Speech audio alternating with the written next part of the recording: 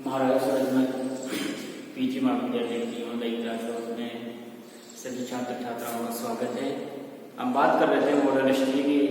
पिछले वीडियो में आपको भारतीय राष्ट्रीय कांग्रेस की स्थापना एवं 1885 से 1905 तक जो उदारवादी गुट का वर्चस्व रहा भारतीय राष्ट्रीय कांग्रेस पर, उदारवादियों की विचारधाराएं, उनके जो साधन जो भी रहे भारतीय राष्ट्रीय चेतना के उद्घोष में, उसकी हमने चर्चा की थी। आज हम उन्हीं उदारवादियों में से प्रमुख व्यक्ति को लेते हैं जिनका नाम गोपाल कृष्ण गोखले हैं। गोपाल कृष्ण गोखले। गोपाल कृष्ण गोखले अपने आप में उन्नत व्यक्तित्व के धनी थे, बुद्धिमान व्यक्ति थे एवं अपनी सोच विचारों से भारतीयों को नहीं बल्कि ब्रिटिश लोगों को भी उन्होंने प्रभावित किया था। वह काफी, एक तरह से हम बात करें तो उनकी जो सोच थी वह यथार्थ आदर्शवाद की उनकी सोच थी। वे व्यवहारिक थे, न कि एक आदर्श कल्पनाओं में जीने वाले व्यक्ति नहीं थे। उनकी सोच इतनी थी कि जितना काम हो सकता है, जितना काम हम ले सकते हैं, उतनी ही बातें करनी चाहिए या उतनी ही बातों के आधार पर हम अपना काम निकाल सके। ये उनकी सोच थी। इसी सोच से प्रेरित होकर महात्मा गांधी ने उनको अपना राजनीतिक गुरु भी माना था। इसी तरह से उन्होंने अहिंसात्मक जो बात कही है, अहिंसात्मक रूप को, अहिंसा को ज्यादा महत्व दिया है। उसी आधार पर गांधी जी ने उनको अपना राजनीतिक गुरु भी माना था। आइए हम इस महान विभूति के बारे में चर्चा करते हैं। इनका जीवन काल 1866 से 1915 तक इनका पूरा जीवन काल रहा है। इस उपलक्ष्य में इनके जो भी इनका राजनीतिक जीवन है उस पर हम चर्चा करते हैं। इनके जन्म के ऊपर इनका जो सामान्य परिचय है पहले उस पर हम चर्चा कर लेते हैं। इनका जन्म 9 मई 1866 को महाराष्ट्र के रत्नागिरी जिले के कोतलुक गांव में इनका जन्म हुआ था। महाराष्ट्रियन ब्राह्मण परिवार में इनका जन्म हुआ था। जब ये 13 वर्ष के थे तब इनके पिता का देहांत हो चुका था। अतः इन्होंने अपनी शिक्षा दीक्षा प्राप्त की। शिक्षा इन्होंने प्राप्त की वह काफी संघर्ष में जीवन में इन्होंने अपनी शिक्षा प्राप्त की। यहाँ तक कि इनके पास जो साधन सुविधाएं थी वे काफी कम थी और ये रात के अंधेरे में जब पढ़ाई किया करते थे तब ये स्ट्रीट लाइट, जो सड़क की लाइटें होती थी, उनका सहारा लिया करते थे और उन्हीं लाइटों से अपना अध्ययन का कार्य किया करते थे। तो इनका जो प्रारंभिक जीवन है वह काफी संघर्षशील रहा है, लेकिन इन्होंने हार नहीं मानी और इसी संघर्ष में जीवन से उन्होंने अपनी प्रतिभा, बहुमुखी जो प्रतिभा थी, उनको लोगों के सामने पेश किया। 18 वर्ष की आयु में, जब ये 18 वर्ष की आयु हुए तो इन्होंने बम्बई के एल्फिंस्टन कॉलेज से स्नातक की डिग्री प्राप्त की। बम्बई के एल्फिंस्टन कॉलेज से इन्होंने स्नातक की डिग्री प्राप्त की और कुछ समय पश्चात ये पूना के एक अंग्रेजी विद्यालय में अध्यापन का कार्य करने लगे। पूना के एक अंग्रेजी विद्यालय में अध्यापन का कार्य करने लगे। ये अंग्रेजी विद्यालय बाद में कालांतर में क्रमोन्नत होकर फर्ग्यूसन कॉलेज के नाम से जाना गया। जो अंग्रेजी विद्यालय में अध्यापन का कार्य कर रहे थे गोपाल कृष्ण गोखले, वह विद्यालय कालांतर में जाकर कौन सा कॉलेज बन गया? फर्ग्यूसन कॉलेज, जो काफी विख्यात कॉलेज रहा है। वह कॉलेज के रूप में परिणित हुआ। उसमें भी इन्होंने प्राध्यापक के रूप में कार्य किया और 1902 ईस्वी तक आचार्य के पद से ये रिटायर हुए। वैसे इनका जो विषय का सब्जेक्ट था वह इतिहास और अर्थशास्त्र में इनको महारत हासिल थी, परंतु इसके साथ साथ एक गणित को भी बड़े अच्छे ढंग से पढ़ते थे। गणित को भी इनको अच्छी रुचि थी। साथ ही साथ इनको अंग्रेजी शिक्षा में भी, अंग्रेजी विषय में भी अच्छी पकड़ थी। इस प्रकार से ये बहुमुखी प्रतिभा के धनी थे। विशेषकर अर्थशास्त्र और गणित के क्षेत्र में इनका अपना अलग वर्चस्व था। जैसे कि मैंने आपको बताया कि इन्होंने अध्यापन का कार्य किया 1902 तक। वहां पर ये बहुत कम जो इनका मेहनताना था उस पर ये बहुत कम काम करते रहे और जीवन 1902 तक ये उनके आर्च प्रोफेसर के पद से वहां से रिटायर हुए। अपने जीवन काल में ये ब्रिटिश विद्वान एडमंड बर्क के से काफी प्रभावित थे। उनकी जो कृति थी reflection on the French revolution, इन्होंने एक तरह से कंठस्थ कर ली थी उस किताब को, जो एडमंड बर्क की किताब थी। और इस किताब के कंठस्थ करने से इनके अंदर एक तरह से भाषण कला की उनसे प्रेरणा प्राप्त हुई एडमंड बर्क से, और बल्कि ब्रिटिश रूढ़िवाद की ओर भी प्रेरित हुए। ये एडमंड बर्क से काफी प्रभावित थे गोपाल कृष्ण गोखले। उनकी जो बुक थी reflections on the French revolution, इन्होंने कंठस्थ उसको कर ली थी और उनसे काफी प्रभावित थे। और इस बुक के माध्यम से इन्होंने भाषण कला में भी एक तरह से महारत हासिल कर ली थी। जब ये भाषण दिया करते थे तो अपने आप लोगों को मंत्रमुग्ध कर दिया करते थे। इसी तरीके से ये ब्रिटिश रूढ़िवाद की ओर तरफ भी गए अपने एडमंड बर्क के पुस्तक के माध्यम से। गोखले के उदारवादी विचार तथा उनके क्रांति विरोधी जो विचार थे वे एडमंड बर्क से काफी प्रभावित थे। एडमंड बर्क से काफी उनके विचार प्रभावित थे। जैसे कि मैंने आपको बताया, काफी उदारवादी व्यक्तित्व थे, क्रांति के काफी विरोधी थे। किसी भी क्रांति के, वे शस्त्रों की क्रांति हो या फिर हिंसात्मक क्रांति हो, उसके वे काफी विरोधी थे। ये इनसे किनसे प्रभावित थे? ऐसे विचारों से ये एडमंड बर्क से ही काफी प्रभावित थे। वे भी इसी तरह से उदारवादी विचारों के धनी थे एडमंड बर्क, और क्रांतिकारी विचारों से उनको काफी रोष था। समय के साथ साथ थोड़ा सा इन्होंने फिर राजनीतिक क्षेत्र में काम करना भी शुरू कर दिया था। अध्यापन के साथ साथ दक्कन एजुकेशन सोसाइटी के आजीवन सदस्य बने। दक्कन एजुकेशन सोसाइटी के ये आजीवन सदस्य बने। यहाँ पर इनकी मुलाकात पहले ही महादेव गोविंद रानाडे, जो महाराष्ट्र के सुकरात के नाम से भी जान जाते थे, उनसे ये काफी प्रभावित हुए। और उनसे इतने प्रभावित हुए तो उनको अपना इन्होंने राजनीतिक गुरु भी मान लिया था। गांधी जी गोखले को अपना राजनीतिक गुरु मानते थे और महादेव गोविंद रानाडे को गोपाल कृष्ण गोखले अपना राजनीतिक गुरु मानते थे।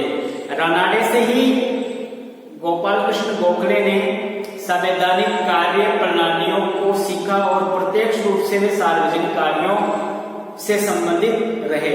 यानी कि महादेव गोविंद रानाडे से जब संपर्क में रहा तो बहुत सारे संवैधानिक कार्य संबंधित ये कार्य उनके लिए वही किया करते थे गोखले। तो इनसे उन्होंने काफी संवैधानिक प्रणालियों संबंधी कार्य भी सीखे और इस वजह से अपने सार्वजनिक कार्यों से भी संबंधित भी रहे। सार्वजनिक कार्य भी वे शासन करते रहे महादेव गोविंद रानाडे के साथ साथ। बाद में महादेव गोविंद रानाडे ने उन्हें पूना सार्वजनिक सभा का सदस्य भी, सचिव भी बना दिया। पूना सार्वजनिक सभा का उन्होंने, महाराष्ट्र के प्रमुख संस्था रही है, राजनीतिक संस्था के रूप में रही है। पूना सार्वजनिक सभा का ये क्या बन गए? गोखले सचिव बन गए। किनकी कृपा पर? किनके कहने पर? महादेव गोविंद रानाडे के कहने पर। बाद में जैसे कि हम देखते हैं कि पूना सार्वजनिक सभा पर तिलक और उसके गुट का अधिकार हो गया था, उनका नियंत्रण स्थापित हो गया था, तो उन्होंने पूना सार्वजनिक सभा से भी त्याग पत्र दे दिया गया था। उस समय महाराष्ट्र में दो गुट क्लियरली बन गए थे, जिनके वैचारिक मतभेदों के कारण उनके अपने अलग विचार थे। जैसे कि महादेव गोविंद रानाडे और गोपाल कृष्ण गोखले उदारवादी सोच के व्यक्ति थे, क्रांतिकारी विचारों के पक्षधर नहीं थे। दूसरी तरफ बाल गंगाधर तिलक और उनके जो गुट के सदस्य थे उनके विचार अलग थे। तो इस प्रकार से महाराष्ट्र में दो गुट, विरोधी गुट बन गए थे। जब 1896 में बाल गंगाधर तिलक ने पूना सार्वजनिक सभा पर एक तरह से नियंत्रण स्थापित कर लिया, अपने सदस्यों को नियुक्त कर दिया, तब गोपाल कृष्ण गोखले ने पूना सार्वजनिक सभा से त्यागपत्र दे दिया और महादेव गोविंद रानाडे के कहने पर, उनके निर्देशन पर उन्होंने एक सभा का गठन किया, दक्कन सभा। कौन सी सभा का गठन किया? दक्कन सभा का उन्होंने गठन किया। दक्कन सभा का उन्होंने गठन किया। इस प्रकार से इस दक्कन सभा के माध्यम से वे सार्वजनिक निर्माण, सार्वजनिक कार्य करने लगे। राजनीति संबंधी कार्य भी उनकी इस सभा के माध्यम से करने लगे। जब वे 31 वर्ष के थे तब दक्कन सभा ने उनको इंग्लैंड में वेलबी आयोग के समक्ष अपने विचार, वेलबी आयोग के समक्ष अपनी संस्था का प्रतिनिधित्व करने के लिए उनको भेजा था। 31 वर्ष की जब इनकी आयु थी तब दक्कन सभा के प्रतिनिधि के रूप में यह इंग्लैंड गए, जहाँ पर वेलबी आयोग के समक्ष इनको अपने विचार रखने थे। वेलबी आयोग क्या था? वेलबी आयोग नौकरियों का भारतीयकरण करने तथा सेना के व्यय को कम करने के संबंध में संबंधित एक आयोग नियुक्त किया गया था। उसमें उन्होंने अपने तर्क से उनके जो तर्क दिए कि नौकरियों का भारतीयकरण होना चाहिए नौकरियों में, और साथ में सेना के व्यय को कम करना चाहिए। उन्होंने बहुत बढ़िया तर्कों के माध्यम से वेलबी आयोग के समक्ष अपनी बात रखी। इससे यह आयोग उनसे काफी प्रसन्न हुआ, काफी प्रभावित हुआ। कौन? वेलबी आयोग। जब 31 वर्ष की आयु में दक्कन सभा की ओर से ये वहां गए थे। इसके पश्चात इनकी एक तरह से इनकी काफी राजनीतिक प्रतिभा निकल के सामने आ चुकी थी। महाराष्ट्र में इनका नाम होने लग गया था। 1899 तक आते आते हम देखते हैं कि उनको बंबई व्यवस्थापिका का सदस्य भी नियुक्त किया जाता है। बंबई व्यवस्थापिका का सदस्य भी ये 1899 में बनते हैं। प्रदेश की केंद्रीय क्षेत्र की नगरपालिका के प्रतिनिधि के रूप में ये बंबई व्यवस्थापिका में जाते हैं। यानी कि महाराष्ट्र प्रदेश की जो केंद्रीय नगरपालिका थी बंबई की, वहां के प्रतिनिधि के रूप में बंबई व्यवस्थापिका में 1899 में इनका नियुक्ति होती है। बंबई विधानसभा बंबई व्यवस्थापिका के सदस्य रहते हुए उन्होंने अपनी प्रतिभा के बल पर अपने विचारों के माध्यम से काफी सदस्यों को प्रभावित भी किया। इन्होंने बंबई व्यवस्थापिका के सदस्य रहते हुए भू राजस्व नीति, अंग्रेजों की जो भू राजस्व नीति थी जिससे कृषक काफी परेशान थे, कृषक काफी आहत थे, उन्होंने इसकी कटाक्ष रूप से आलोचना की। इसके साथ साथ जिला नगर पालिकाओं एक्ट में जो संशोधन किए गए थे ब्रिटिश गवर्नमेंट के द्वारा, उन संशोधनों की भी इन्होंने तीव्र आलोचना की और इनमें थोड़ा सा नरमाई और ढिलाई बरतने की इन्होंने पेशकश की। इस प्रकार से इन्होंने आम जन के, आम लोगों के बातों को बंबई व्यवस्थापिका के ऊपर रखने की, पटल पर रखने की कोशिश पूरी इन्होंने की। इस प्रकार से इनका काफी वर्चस्व स्थापित होने लग गया। 1902 तक आते आते हम देखते हैं कि गोपाल कृष्ण गोखले केंद्रीय कार्यकारिणी परिषद में भी चुन लिए जाते हैं। 1902 में केंद्रीय कार्यकारिणी परिषद में भी ये चुन लिए जाते हैं। 1899 में बंबई व्यवस्थापिका में चुने जाते हैं और 1902 तक आते आते हम देखते हैं कि केंद्रीय कार्यकारिणी परिषद में भी चुन लिए जाते हैं। इन्होंने केंद्रीय कार्यकारिणी परिषद में बजट पर होने वाले बहस में कि उनके भाषण, जब उनके द्वारा जब भाषण दिया जाता था तो उनको विशेष महत्व दिया जाता था, क्योंकि आर्थिक क्षेत्र में ये काफी महारथी थे, इनको काफी नॉलेज था आर्थिक क्षेत्र में अर्थशास्त्र का। तो इनके भाषण को न केवल भारतीय सदस्य ही सुनते थे बल्कि ब्रिटिश जो सदस्य भी थे वे भी बड़े गौर से इनके भाषणों को सुना करते थे। भाषण कला में तो माहिर थे ही, अपने ज्ञान के बलबूते, शब्द चयन के बलबूते इन्होंने बहुत सारे लोगों को प्रभावित भी, विधानसभा में भी, केंद्रीय विधानसभा में इन्होंने बहुत सारे लोगों को आसानी से प्रभावित किया। जब ये बजट पर भाषण दिया करते थे तो इनके भाषणों को काफी गौर से सुना जाता था। इस प्रकार से इन्होंने व्यवस्थापिका के सदस्य रहते हुए, केंद्रीय विधानसभा के सदस्य रहते हुए अनेक राजनीतिक और सार्वजनिक मामलों पर काफी बहसें भी की, काफी राय भी दी अपनी, जिनकी हम आगे भी और चर्चा करेंगे। इसके बाद 1905 में इनके द्वारा भारत सेवक संघ, 1905 में इनके द्वारा भारत सेवक समाज, सर्वेंट ऑफ इंडिया सोसाइटी की स्थापना की। 1905 में गोपाल कृष्ण गोखले ने भारतीय लोगों में संगठन के प्रति जागरूक करने के लिए, उनको संगठित करने के लिए उन्होंने क्या किया? 1905 में भारत सेवक समाज, सर्वेंट ऑफ इंडिया सोसाइटी की स्थापना की थी। किन्होंने की थी? गोपाल कृष्ण गोखले ने। क्यों की थी? इस संस्था के माध्यम से वे भारतीय देशभक्तों की एक संगठन तैयार करना चाहते थे जो हर वक्त संगठित रहकर अपनी राजनीतिक और सार्वजनिक जो बातें थी देश के लोगों की उनको उठा सके और सरकार तक अपनी बातों को आसानी से वे पहुंचा सके और ऐसे लोगों को तैयार कर सके जो अच्छे वक्ता हो और अच्छे राजनीतिक मामलों में, प्रशासनिक मामलों में आसानी से बोल सके और अच्छे भाषण के वक्ता हो। इस तरह का उन्होंने भारत सेवक समाज की स्थापना की। इसके माध्यम से उन्होंने भारतीयों की खूब सेवा की, सर्वेंट ऑफ इंडिया सोसाइटी के माध्यम से। 1905 तक आते आते इनकी ख्याति काफी हो चुकी थी। तो 1905 में कांग्रेस प्रतिनिधि के मंडल के सदस्य के रूप में गोपाल कृष्ण गोखले लाला लाजपत राय के साथ इंग्लैंड भी गए, जहां ब्रिटेन की जनता को इन्होंने अपने हितों से अवगत करवाया, भारतीयों के हितों से उनको अवगत कराया। 1905 में ये कांग्रेस प्रतिनिधि मंडल के सदस्य के रूप में लाला लाजपत राय के साथ इंग्लैंड गए, जहां भारतीयों के हितों से संबंधित जो भी मामले थे उनसे ब्रिटिश जनता को इन्होंने अवगत भी करवाया। इसके बाद वहां से जब ये लौटे इंग्लैंड से, तो 1906 में इनको बनारस अधिवेशन का अध्यक्ष भी इनको बनाया गया। हाँ, तो हम बात कर रहे थे गोपाल कृष्ण गोखले के बारे में। 1905 में इनको कांग्रेस प्रतिनिधि मंडल ने लाला लाजपत राय के साथ इंग्लैंड भेजा था। इंग्लैंड से आने के पश्चात इनको 1906 में जब कांग्रेस का बनारस अधिवेशन हुआ तो इनकी उन्होंने अध्यक्षता भी की। तत्पश्चात वापस इंग्लैंड गए और जो इंग्लैंड में भारत के सचिव थे लॉर्ड मार्लो, उनसे मुलाकात की और उनको भारत में जो संवैधानिक सुधारों की मांग थी उनकी एक फहरिस्त उन्होंने एक लिस्ट उनके सामने समक्ष रखी कि भारत में क्या क्या संवैधानिक सुधार होना चाहिए, और अपनी मांगों को लेकर लॉर्ड मार्ले से अपने जो भी मांग थी उनको उनके सामने उन्होंने रखी, जो तत्कालीन भारत सचिव थे। 1909 में जो पार्लियामेंट एक्ट आया था भारत में, उनमें हालांकि इतनी बातें तो नहीं मिली इनको, लेकिन फिर भी इन्होंने पूरी कोशिश की थी कि उनके जो संवैधानिक सुधार संबंधी मांगे उनको रखा जाए।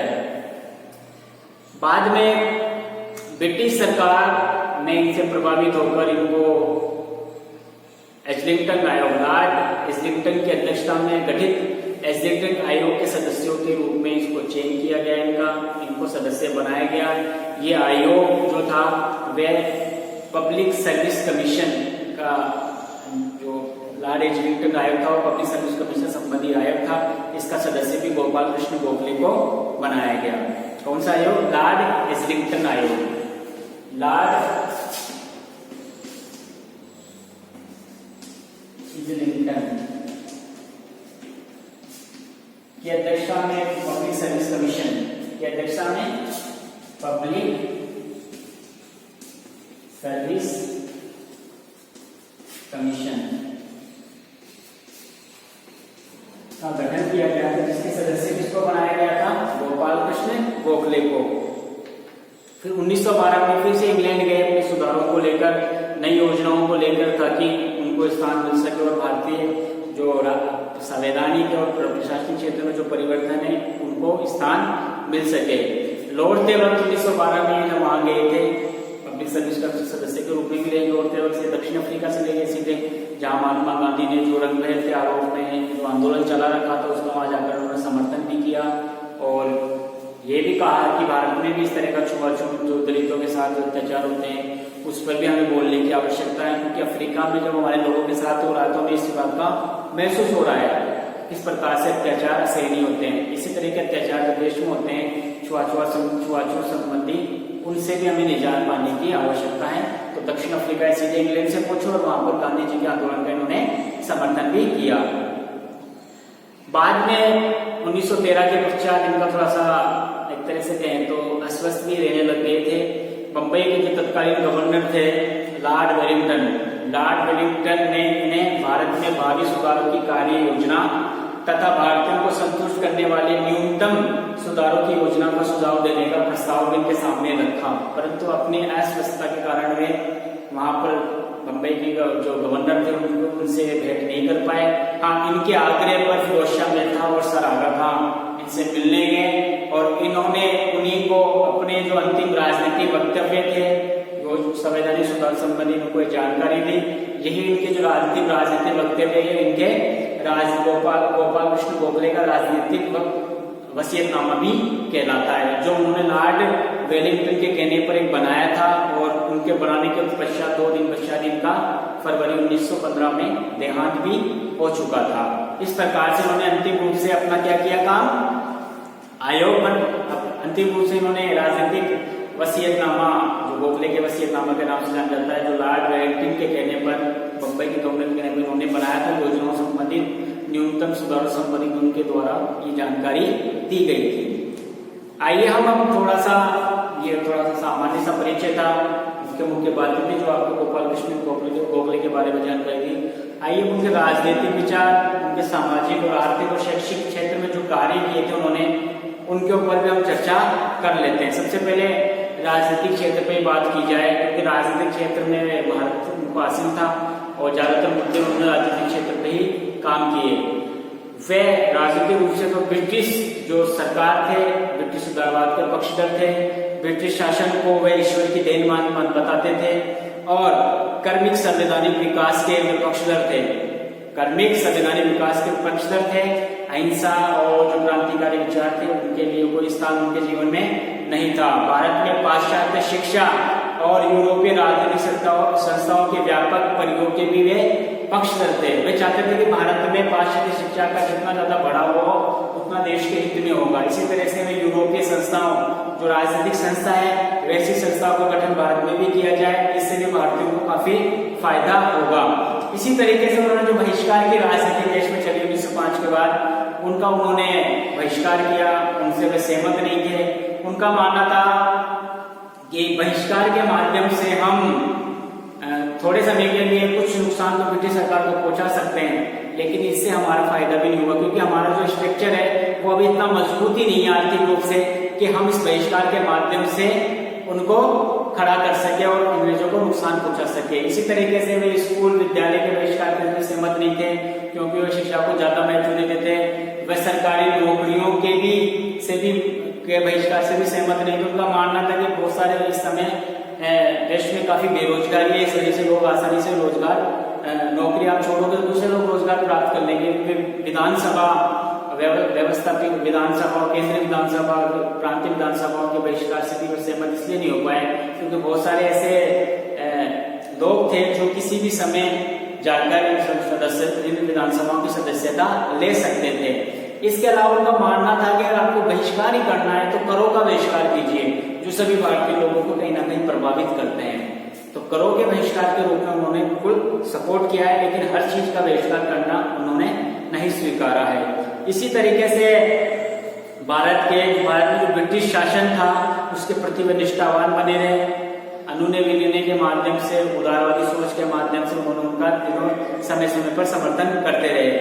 गोखले की राजनीति के विचारों में महत्वपूर्ण बात ये थी कि राजनीति में उन्होंने नैतिकता को काफी महत्व दिया। राजनीतिक जीवन में नैतिकता को गोखले ने काफी महत्व दिया और इसका प्रचार प्रसार भी उन्होंने खूब किया। उन्होंने नैतिकता को सर्वोपरि मानते हुए बताया कि साधन और साध्य की एकरूपता पर बल देना चाहिए। नैतिकता को केंद्र मानते हुए साधन और साध्य की एकरूपता पर बल देना चाहिए। अगर साधन भी पवित्र होगा तो साध्य भी ऑटोमेटिक क्या होगा, पवित्र बन जाएगा। इसलिए वे चाहते थे कि निर्माण हो, उसके निर्माण को उन्होंने बल दिया है। देश के लोगों के नैतिक निर्माण पर, नैतिक चरित्र के निर्माण पर उन्होंने बहुत अधिक बल दिया है। उच्च नैतिक चरित्र का उन्होंने समर्थन किया है। इसी तरीके से उन्होंने जो प्रशासनिक विकेंद्रीकरण की जो नीति है उसका उन्होंने पूरी तरह से समर्थन किया है। इसके लिए उन्होंने 3 प्रमुख प्रशासनिक आवश्यकताओं पर भी बल दिया है, जैसे कि एक, सभी महत्वपूर्ण प्रांतों में इंग्लैंड द्वारा मनोनीत गवर्नर नियुक्त होने चाहिए और उसके लिए उनकी कार्यकारिणी समिति भी होनी चाहिए। कार्यकारिणी परिषद का भी गठन होना चाहिए जिसमें 3 भारतीय और 3 अंग्रेज अधिकारी नियुक्त हों। इसका उन्होंने समर्थन, इनके उन्होंने राय दी प्रशासनिक क्षेत्र में। इसी तरीके से कौन सी राय पहली कि हर ब्रिटिश प्रांत में एक गवर्नर नियुक्त होना चाहिए और उसकी सहायता के लिए एक कार्यकारिणी होनी चाहिए जिसमें 3 भारतीय और 3 अंग्रेजी सदस्य होने चाहिए। इसी तरीके से प्रांतीय व्यवस्थापिका का विस्तार कर उसे अधिक से अधिक प्रतिनिधि मूलक बनाना चाहिए। प्रांतीय व्यवस्थापिका का क्या करना चाहिए, विस्तार कर उसे अधिक से अधिक प्रतिनिधि मूलक संस्था बनानी चाहिए। तीसरा, निर्वाचित सदस्यों की मांग पर परिषद का विशेष अधिवेशन बुलाए जाने की आवश्यकता पर उन्होंने बल दिया। जो भी निर्वाचित सदस्य हैं उनके कहने पर परिषद का विशेष सदस्य बुलाना चाहिए।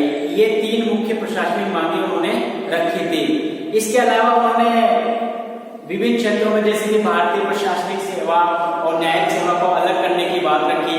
इसी तरीके से उन्होंने भारतीय पुलिस सेवा अलग कराने के बाद भारतीय चिकित्सा सेवा, भारतीय न्यायिक सेवा अलग रखने की बात, तो उन्होंने विकेंद्रीकरण के प्रशासन क्षेत्र में विकेंद्रीकरण की अपनी बात को मजबूती से उन्होंने रखा है। इस प्रकार से राजनीतिक क्षेत्र में जो उनके विचार थे उनसे भारतीय ही नहीं बल्कि ब्रिटिश सरकार के जो नुमाइंदे थे, ब्रिटिश सरकार के जो अधिकारी थे, उनसे भी वे भी उनसे काफी प्रभावित रहते थे उनके विचारों से। और समय समय पर उन्होंने अपने विचारों को, राजनीतिक और प्रशासनिक विचारों को उन्होंने ब्रिटिश सरकार के सामने रखे हैं। ये अलग बात है कि उनके पूरे विचारों को उन्होंने माना या नहीं माना, वो एक अलग बात है, लेकिन उनके विचार बिल्कुल उदारवादी दृष्टि से थे जिनको उन्होंने सहर्ष रूप से स्वीकार किया। इसी तरीके से गोपाल कृष्ण गोखले की हम सामाजिक विचार में भी चर्चा कर लेते हैं।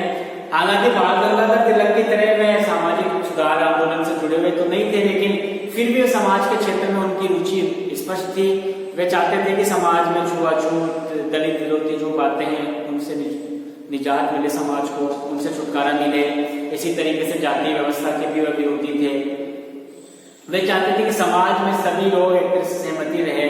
वे धार्मिक सहिष्णुता के भी पक्षधर थे। वे चाहते थे कि हिंदू मुस्लिम साथ मिलकर रहे, साथ समाज रहकर काम करें। तो एक तरह से सामाजिक जीवन में उनके विचार जो थे वो काफी उत्कृष्ट थे, लेकिन सामाजिक क्षेत्र में उनके द्वारा इतना कार्य जमीनी रूप में नहीं किए गए। उनके अपने विचार थे जिसके बारे में मैंने आपको जानकारी दी। इसी तरीके से गोपाल कृष्ण गोखले के आर्थिक विचार, चूंकि अर्थशास्त्र के शिक्षक भी रह चुके थे, अर्थशास्त्री भी थे, और अर्थव्यवस्था के संबंध में उनके जो भाषण होते थे उनको ब्रिटिश सरकार के लोग भी काफी अच्छे से विधानसभा में सुना करते थे। तो अर्थशास्त्र के क्षेत्र में भी, आर्थिक विचार के क्षेत्र में भी उनकी महत्वपूर्ण भूमिका रही है। तो वो चाहते थे कि भू राजस्व संबंधी जो भी ब्रिटिश की जो लैंड टेड्यूल व्यवस्था है उनमें चेंज करना चाहिए। उनको, किसानों को इससे काफी परेशानी होती है। कृषकों को 20 से 30 वर्ष तक के लिए फिक्स भू राजस्व व्यवस्था स्थापित करनी चाहिए ताकि उनको काफी तकलीफ से नहीं गुजरना पड़े। इसी तरीके से भारतीय लोगों पर उनकी प्रमुख मांग ये भी थी कि भारतीय लोगों को ही वित्त संबंधी जो मामले वो भारतीय लोगों को दे दिए जाए ताकि इससे अच्छे से काम हो सके और भारतीय लोग इससे काफी सीख, भारतीय लोग चूंकि इस क्षेत्र में महारत उनको हासिल हो सके, इसलिए वे चाहते थे कि वित्त संबंधी जो प्रावधान है भारतीय लोगों को दे दिए जाए। इसके अलावा उनके बहुत सारे आर्थिक विचार थे जिनसे उन्होंने भारतीय समाज, भारतीय राजनीति और ब्रिटिश सरकार को काफी प्रभावित किया। इसी तरीके से हम बात करेंगे उनकी शिक्षा संबंधी विचार। चूंकि उनका एक जीवन शिक्षक के रूप में शुरू हुआ था, शिक्षा के क्षेत्र में उनका महत्वपूर्ण योगदान रहा है। कम मेहनताने में उन्होंने अपने काफी वर्ष तक शिक्षा में गुजारे और इसके माध्यम से उन्होंने लोगों को काफी प्रोत्साहित भी किया, काफी प्रभावित भी किया, और शिक्षा के क्षेत्र में उनके काम देखने को ही बनते हैं। गोपाल कृष्ण गोखले ने भारत में शिक्षा, विशेष रूप से प्रारंभिक शिक्षा की ओर उन्होंने विशेष ध्यान दिया। किस पर बल दिया जाता था? शिक्षा के अंदर प्रारंभिक शिक्षा के ऊपर, प्रारंभिक शिक्षा के ऊपर उन्होंने ध्यान केंद्रित किया। जो निःशुल्क जो 2009 का एक्ट आया था निःशुल्क शिक्षा का अधिकार, ये आज से लगभग 100 साल पहले ही गोपाल कृष्ण गोखले ने रख दिया था विधानसभा के विधानमंडल में कि भारतीय लोगों को, भारतीय बच्चों को निःशुल्क एवं अनिवार्य शिक्षा दी जानी चाहिए। 100 साल बाद जाकर हमारे देश में इसको फिर से लागू किया गया। 9, 10, 11 के आसपास 9 में लागू किए गए थे, सॉरी उससे पहले ही लागू कर दिया गया था 2005 के आसपास। 9 में तो RTI एक्ट हुआ था, RTI, हाँ सॉरी 9 में ही हुआ था RTI, जो राइट टू इंफॉर्मेशन एक्ट है वो हुआ था। उससे पहले 5 के अंदर ये 2009 में, सॉरी 9 में ही किया था, सॉरी इसमें थोड़ा सा कंफ्यूज हो गया मैं। 9 के अंदर ही उन्होंने ये निःशुल्क एवं अनिवार्य शिक्षा के वो पक्षधर जो 100 साल बाद भारत में लागू हुआ, वो 100 साल पहले ही गोपाल कृष्ण गोखले ने अपने शैक्षिक विचारों के माध्यम से प्रस्तुत कर दिया था कि भारतीयों को निःशुल्क एवं अनिवार्य शिक्षा दी जानी चाहिए। तो शिक्षा के क्षेत्र में भी उनके अपने विचार थे। इस प्रकार से हमने गोपाल कृष्ण गोखले के कुछ विचारों पर भी हमने साथ थोड़ा सा ध्यान दिया और उनका जो जीवन था उसके ऊपर भी हमने प्रक्रिया, उनके द्वारा उनके जीवन में जो घटनाक्रम घटित थी वो पूरा उसके ऊपर भी चर्चा की। इस प्रकार से हम कह सकते हैं कि उनका जो जीवन था शिक्षक के रूप में शुरू हुआ। उन्होंने मुंबई व्यवस्थापिका में सदस्य के रूप में काम किया, केंद्रीय विधानमंडल में सदस्य के रूप में काम किया। पार्लियामेंटो जो सुधार उन्होंने विचार रखे संवैधानिक सुधार संबंधी। इसके बाद मॉन्टेग्यू चेम्सफोर्ड विचार थे, उसमें भी उनके विचारों को काफ़ी महत्व दिया गया था। जो मॉन्टेगू चेम्सफोर्ड एक्ट आया 1919 में, उनमें उनके विचार काफ़ी रखे गए। इसी प्रकार से उनके व्यक्तित्व को काफ़ी पसंद किया जाता है। बाल गंगाधर तिलक, हालांकि उन वैचारिक मतभेद थे, लेकिन जब उनका देहांत हुआ तो उन्होंने कहा कि भारत रत्न को आज हमने खो दिया है। इसी तरह से मोहम्मद अली जिन्ना, जो बाद में उनके द्वारा पाकिस्तान का एक निर्माण हो चुका था, बाद में हुआ, मोहम्मद अली जिन्ना भी उनके धार्मिक सहिष्णुता से काफ़ी प्रभावित थे और स्वयं को मुस्लिम गोखले कहलाना पसंद करते थे। महात्मा गांधी की तो हम बात कर ही चुके हैं, वे काफ़ी प्रभावित थे, अपना राजनीतिक गुरु भी उसको मानते थे। महात्मा गांधी ने कहा भी था एक बार, जैसे कि उनकी मृत्यु के बाद की, जैसे कि फिरोज शाह मेहता, जब हिमालय दिखता है जिसको नापना बहुत मुश्किल है, उसी तरीके से बाल गंगाधर तिलक एक महासागर की तरह है जिसके अंदर उतरना बहुत मुश्किल है। और इसी तरीके से गोपाल कृष्ण गोखले गंगा के समान है, जो काफी सहनशील है, जो अपने लोगों को अपनी ओर खींचते हैं। तो इसलिए उनकी तुलना गंगा नदी के समान की गया, जो लोगों को अपनी ओर खींचती है। तो इनसे महात्मा गांधी काफी प्रभावित थे। आज के लिए इतना ही, अगली क्लास में फिर मुलाकात होगी। धन्यवाद।